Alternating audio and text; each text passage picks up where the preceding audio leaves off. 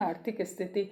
Company की आर्थिक स्थिति बड़ी शोचनीय थी, अतः कंपनी ने इंग्लैंड की सरकार के पास 14 लाख पाउंड का ऋण देने का आवेदन पत्र भेजा। ऐसी स्थिति में ब्रिटिश सरकार ने कंपनी पर अपना नियंत्रण स्थापित करने का निश्चय किया। 1773 में इंग्लैंड की संसद ने एक विधेयक पारित किया जिसे कि रेगुलेटिंग एक्ट के नाम से जाना जाता है। रेगुलेटिंग एक्ट के मुख्य उद्देश्य क्या थे, यह भी देखना आवश्यक है।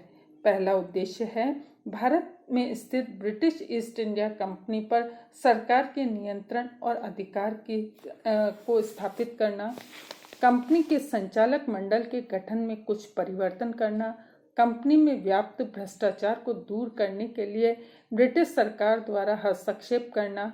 कंपनी अब एक व्यापारिक संस्था नहीं रह गई, अतः उसे राजनीतिक कार्यों के संचालन के योग्य बनाना भी उसका एक प्रमुख उद्देश्य था।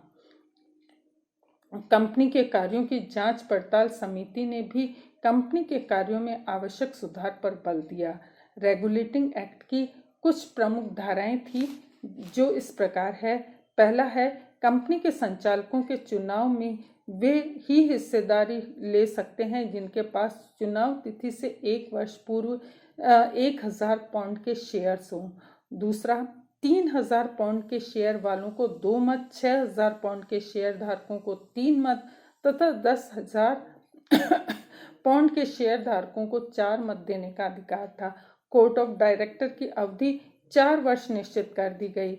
कंपनी के कर्मचारी भारत के सर्वोच्च न्यायालय के न्यायाधीश तथा समिति के सदस्यों को मनोनीत करने का अधिकार इंग्लैंड के सम्राट को प्राप्त हो गया। गवर्नर जनरल की सहायता के लिए 4 सदस्यों की एक काउंसिल का निर्माण किया गया।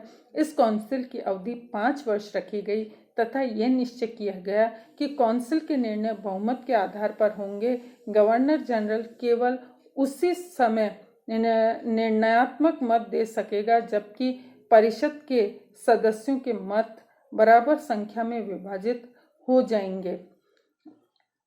गवर्नर जनरल को अपनी काउंसिल की सलाह को कानून बनाने का अधिकार प्राप्त था, किंतु उन्हें लागू करने से पूर्व ब्रिटिश सरकार की अनुमति प्राप्त करना आवश्यक था। कंपनी के लिए यह भी आवश्यक था कि वह सैनिक और राजनीतिक कार्यों के लिए रिपोर्ट सेक्रेटरी ऑफ स्टेट यानी विदेश मंत्री को, धन संपत्ति रिपोर्ट वित्त मंत्री को दे। नेक्स्ट है, कंपनी के कर्मचारियों के निजी व्यापार पर प्रतिबंध लगा दिया गया तथा निजी व्यापार करना दंडनीय अपराध घोषित कर दिया गया।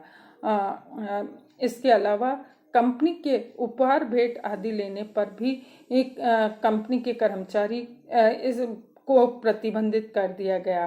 कंपनी और संचालकों के मध्य जो भी पत्र व्यवहार होगा उसकी एक प्रति ब्रिटिश सरकार को भेजनी आवश्यक होगी। अंतिम है, कंपनी प्रत्येक 20 वर्ष में अपने चार्टर का नवीनीकरण करेगी। इति आज इतना ही।